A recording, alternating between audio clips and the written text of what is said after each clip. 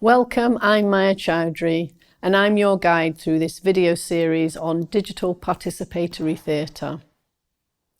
In this fourth chapter, we will be exploring the types of production methods for different digital platforms and how these methods affect the content and style of digital participatory theatre and the levels of participation possible. Some of the digital techniques we've explored in this series on digital participatory theatre so far include a collaborative video poem, a visual spoken word album, a hybrid online game with interaction via a video conference, a hybrid theatre piece with a transmedia story, and a digitally driven sensory theatre piece using remote actors and digital props via haptics. We have seen that all these methods have different modes of participation for participants and audience. So a big consideration when designing a digital participation project is what level and type of participation is required and which methods are available to your participants. When working with a group or community, assess the digital devices and platforms readily available and begin with these. Your group may only have access to phones and may have limited Wi-Fi, for example. Consider the platforms both suitable for the group, the intended audience, and the project overall. Familiarity of the digital platform is an important consideration. Does the group have access to a device, a laptop or tablet? Do they have Wi-Fi or data to access the platform, for example, YouTube? Is your project focused on an issue in your community that needs addressing urgently? For example, you could use WhatsApp to easily, quickly engage a group and even distribute your digital performance this way. So this comes down to the needs of the group you're working with, their skill with digital technology and the timeline of the project, the budget, accessibility and inclusion. There are a wide range of digital tools suitable for producing a digital participatory performance, such as video conferencing platforms, social media and video streaming like YouTube. It's also important to consider if everyone has to be accessing the same digital platform at the same time. For example, synchronous, like on a video call. Or can some elements of the project be done asynchronously? For example, when the group is not together. An example of this could be group members making their own video segment and uploading it to a remote drive, such as Dropbox. In Ethical People Movement, I chose a range of media platforms to communicate sections of the transmedia story, both for their distinct qualities and also so that I could target the audience.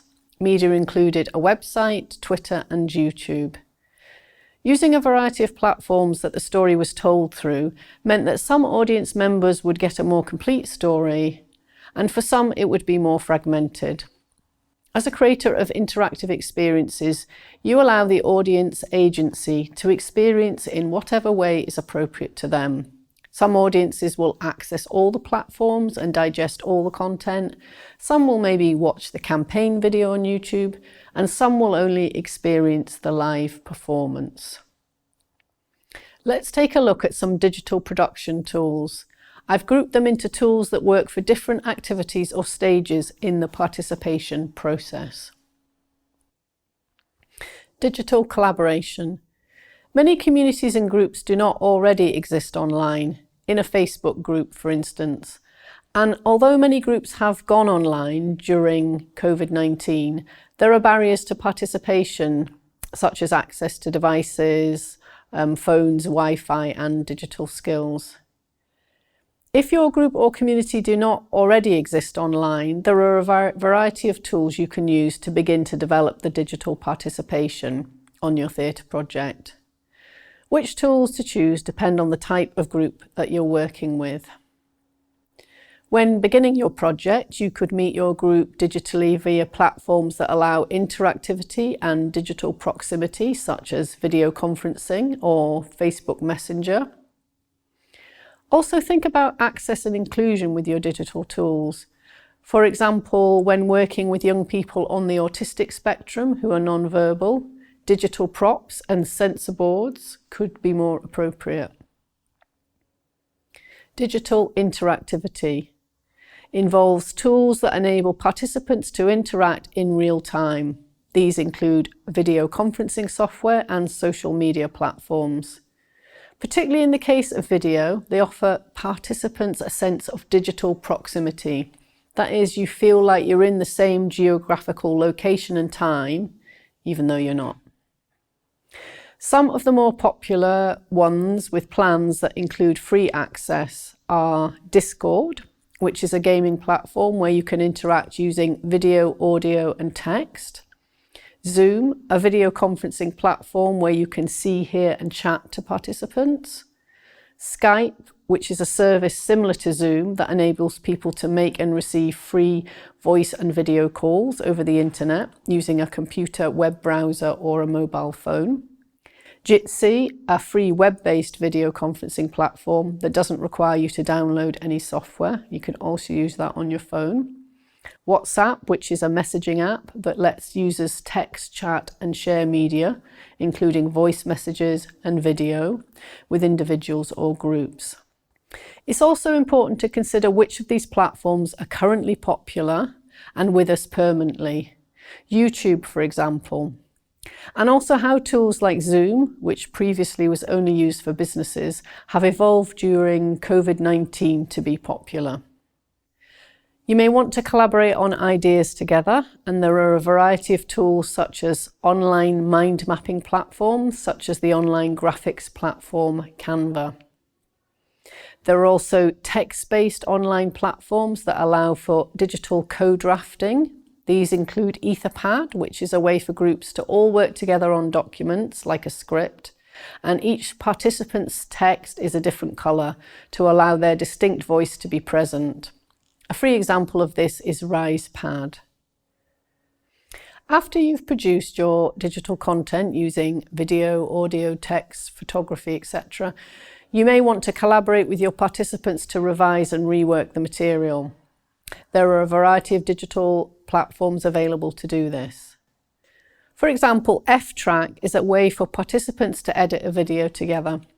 One group member needs to have video editing software and then makes a timeline of the video visible to the participants.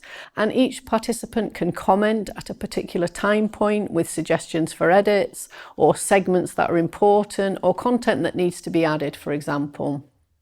I hope that this exploration of the types of production methods for different digital platforms and how these methods affect the content and style of the digital participatory theatre piece and the level of participation possible have given you some ideas for your own projects. Thanks for watching and see you in the next video on digital participation and distribution methods.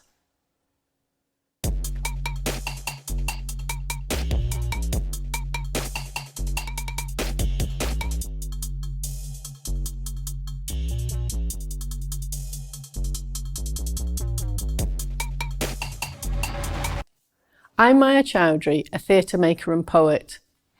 My work explores areas of social justice such as climate and food justice, and I extensively use digital participatory theatre process as they are an empowering and mutually beneficial way to create activist theatre.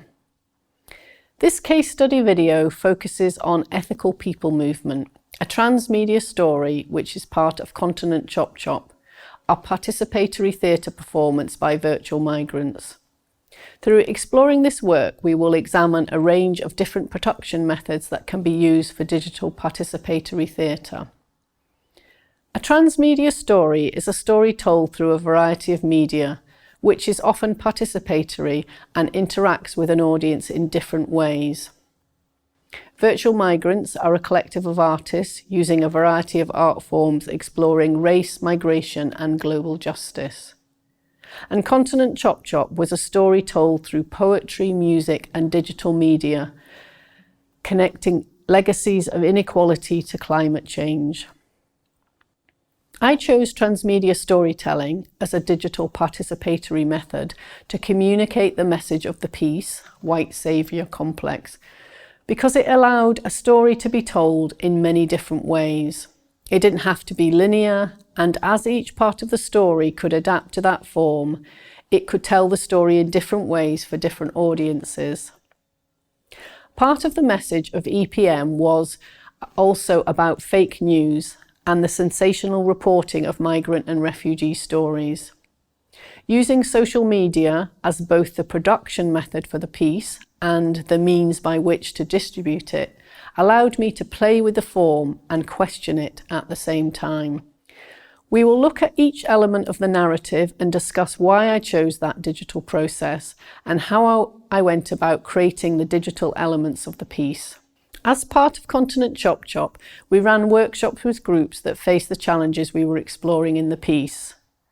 One issue groups such as refugee groups face is white saviour complex.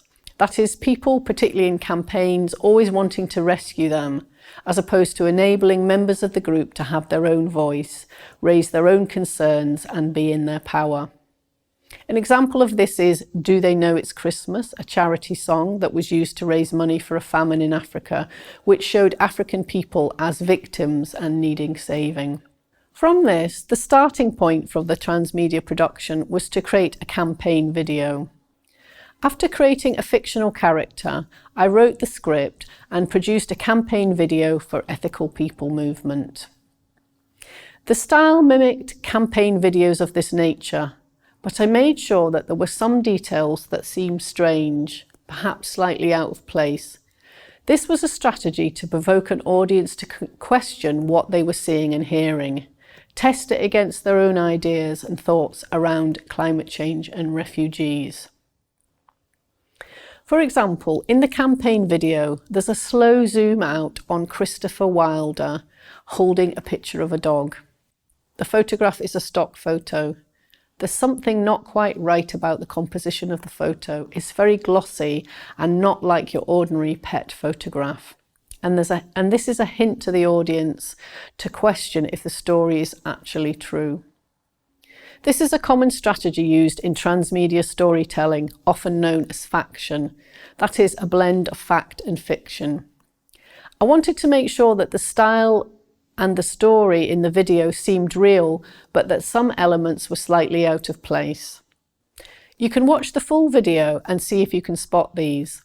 The link is in the comments below this video.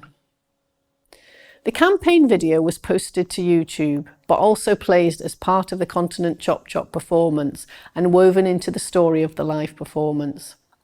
Before the performance, it was an unlisted video on YouTube, meaning it could be embedded into the EPM website but not found generally on YouTube. This is because we didn't want our audience to discover it before the live performance. To make the campaign appeal real, we needed some other elements that you would naturally find as part of a campaign. For example, some merchandise, a petition and a banner. Following through on the idea of faction, the petition was actually a real petition calling for the government to consider an alternative to austerity. We sent this off after each performance. So the petition added authenticity to the piece. Other elements of the production included a music track for the campaign video. This needed to be in the style of a campaign song, the words, melody and singing style that would tear on the heartstrings of an audience. One of our collective members composed a song which referenced a charity song both in lyrics and style of music. We commissioned a singer who could replicate the type of voice and vocals used. The song was uploaded to Bandcamp, a music platform, complete with a portrait of a fictional singer, again adding authenticity to the piece and putting the song in a place where it could be discovered by any audience during Continent Chop Chop. Dear world, won't you listen to what I have to say? 'Cause there's people. The organisation behind EPM needed to have a website. Using the voice of the fictional character, Christopher Wilder, I wrote the text for the website that mirrored the ideas in the campaign video. During the live performance, when the audience weren't sure if what happened in the live performance was real, we had an argument, playing ourselves as members of Virtual Migrants Collective, about sponsorship and why we were playing a video from our sponsor's EPM that didn't align with our values just to get funding for our show. This was a factional element of the piece and resulted in the audience getting out their phones and Googling Ethical People Movement. I also created a social media presence for EPM. In addition to Bandcamp and YouTube, I created a Twitter account for EPM, followed relevant organisations such as the United Nations, and some of which followed EPM back and retweeted the content. The style and content of the tweets reflected the values of EPM and added to the faction of the story. A non-digital element present in the venue of the Continent Chop Chop show was a large banner for EPM, and I was also wearing a campaign badge with an EPM logo on it. This was created by a member of Virtual Migrants who studied the logos of similar campaigns. It was quite bland but evocative, and it echoed the fiction of the story created. Standing beside the banner as a member of the VM collective, I enacted a version of Invisible Theatre, answering the audience's questions about EPM while not revealing the faction of the transmedia story. This was further echoed through the live show with the argument between the members of VM. Finally, after the show, there was a discussion, and the audience talked amongst themselves as well as with us, debating sponsorship, fake news, and even the ethics of some of the elements of the transmedia storytelling. So for me, this was my intended aim for the project, a range of participation modes, some more active than others, and a range of ways that the audience could engage with the story.